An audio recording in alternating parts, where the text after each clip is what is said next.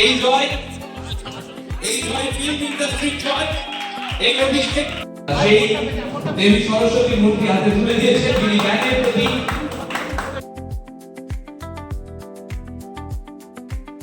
আমি চাই ফিল্ম ইন্ডাস্ট্রির উন্নতি হোক। আমি গদি ছাড়াও কিন্তু আমি কাজ করেছি ইন্ডাস্ট্রি ইউনিয়ন। আমি কথা বলতেও পারি না, আমি আমাকে এখানে বড় লেকচার করার ছিল, আমি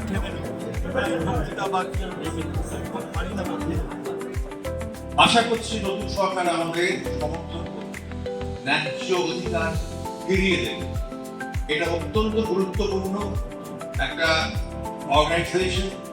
যখন আমাদের ফিল্ম ইন্ডাস্ট্রির কোনো টার্নওভার নেই, বাংলা ইন্ডাস্ট্রির অবস্থা অত্যন্ত খারাপ, টেলিভিশন সিরিয়ালগুলো চলছে বলে লোক জীবিকা অর্জন করছে, খুবই খারাপ বাংলা ইন্ডাস্ট্রি।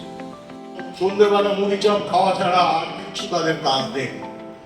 ইন্ডাস্ট্রিতে প্রডিউসার সেকশনের একজন চেয়ারম্যান আছে, আপনারা তার নাম জানেন কিনা আমি জানি না, আমি তার নাম বলছি। সাংবাদিক, প্রযোজক, পরিচালক ঋতব্রত ভট্টাচার্য। ইন্ডাস্ট্রির যখন প্রচন্ড রকম সমস্যা, প্রডিউসাররা নানা রকম ভাবে উৎপীড়িত হচ্ছেন, তাদের শুটিং বন্ধ করা হচ্ছে।